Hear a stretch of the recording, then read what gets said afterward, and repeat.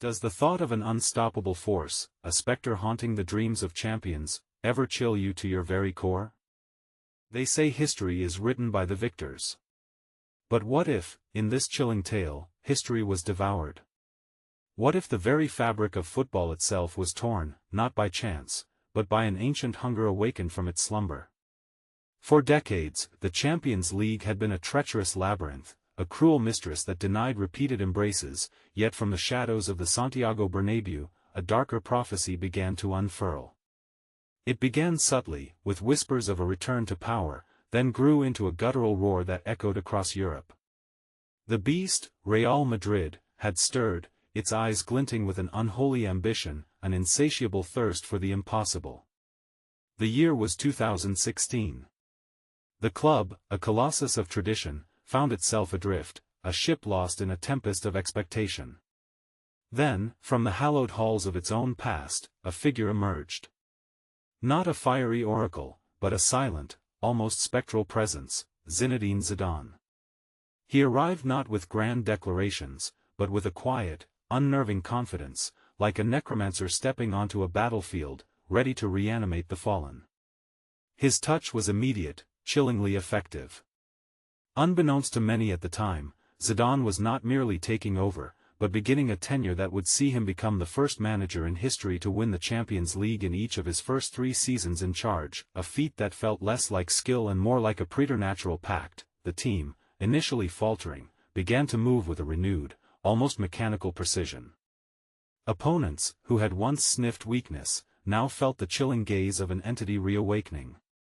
The journey to the 2016 final was fraught with moments of near collapse, like a monster testing its newly mended limbs. The quarter-final against Wolfsburg, where a 2-goal deficit was obliterated by a hat-trick from their demonic frontman, Cristiano Ronaldo, wasn't just a comeback, it was a declaration. It was the monster testing its fangs, finding them sharper than ever. The air around Ronaldo crackled with an almost tangible dark energy. His eyes, fixed on the goal, held the unblinking intensity of a predator.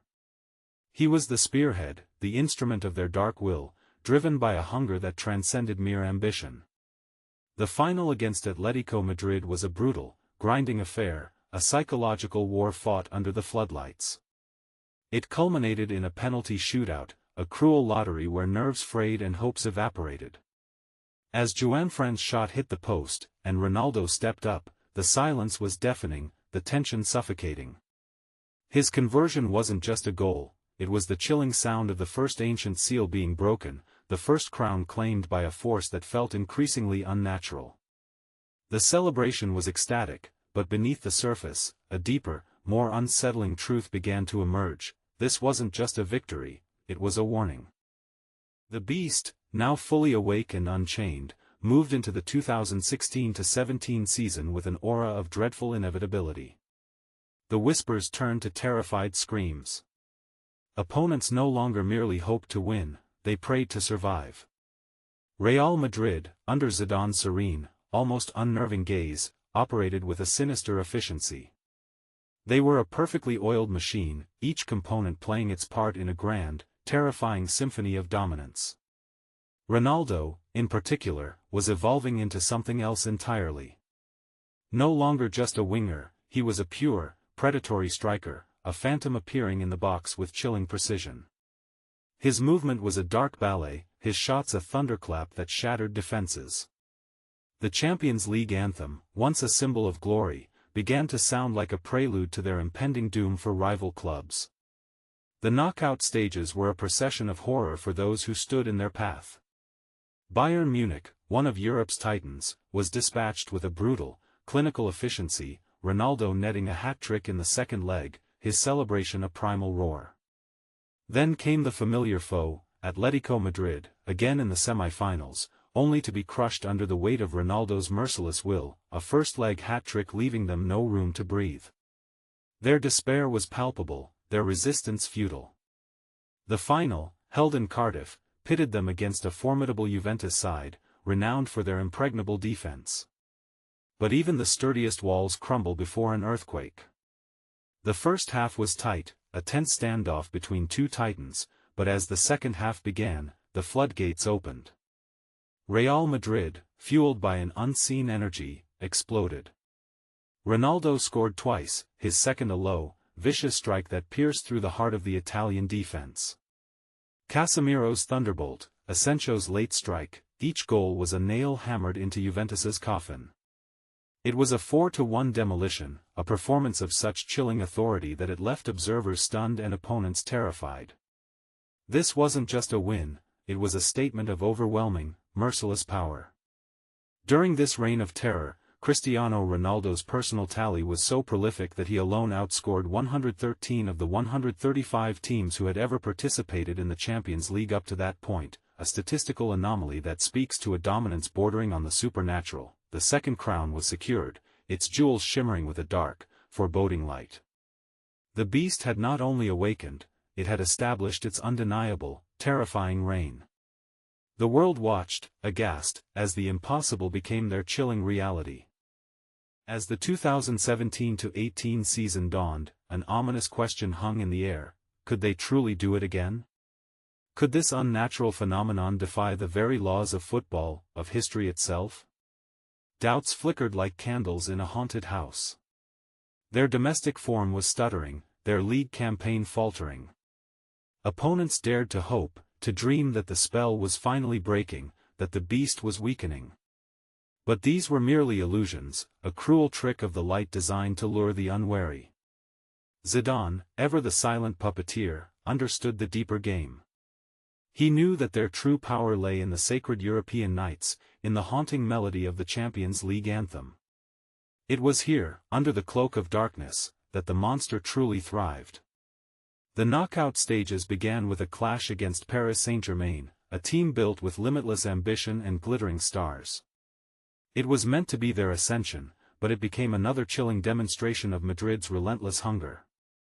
Ronaldo, older but no less potent, ripped through their defense, scoring 3 goals across 2 legs, his relentless pursuit of victory a terrifying spectacle.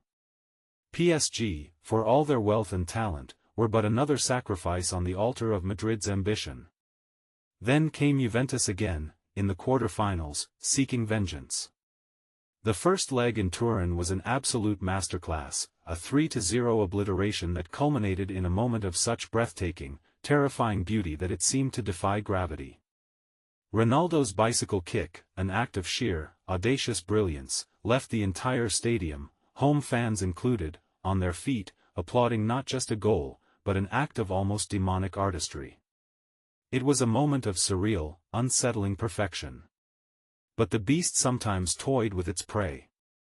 The second leg at the Bernabeu saw Juventus roar back, scoring 3 goals, threatening to unravel the entire narrative. The stadium held its breath, a collective gasp of horror as extra time loomed. But then, in the dying seconds, a controversial penalty was awarded. Ronaldo, the very embodiment of their dark will, stepped up once more. The moment was drenched in tension, thick enough to cut with a knife. His powerful, clinical strike was not just a goal, it was the sound of a guillotine falling, crushing Juventus's hopes, reminding everyone that this monster, even when wounded, was still utterly lethal.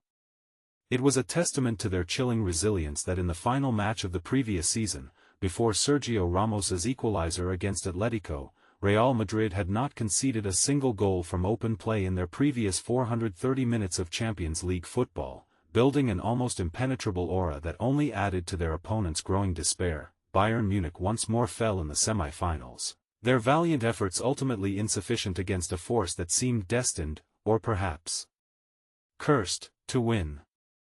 The stage was set for Kiev, 2018. The final act of this macabre play would pit them against Jurgen Klopp's Liverpool, a team of passionate, relentless warriors. But even the fiercest heart can be broken, and the strongest will can be eroded by the sheer, unyielding force of an ancient entity. The game began with an almost immediate sense of dread. Mohamed Salah, Liverpool's talisman, was injured and forced off, a chilling omen. The air grew heavy, the tension unbearable. And then, the errors began. Not just simple mistakes, but moments of such baffling, almost supernatural misfortune for Liverpool's goalkeeper, Loris Karius, that it felt less like human error and more like an unseen hand guiding the ball, a malevolent force twisting fate. His first gaffe, a bizarre throw that gifted Karim Benzema an opening goal, was a psychological blow that echoed like a scream in the night. Then Gareth Bale, a man often overshadowed by the demonic brilliance of Ronaldo, rose from the bench to score a bicycle kick even more spectacular, more chillingly perfect, than Ronaldo's against Juventus.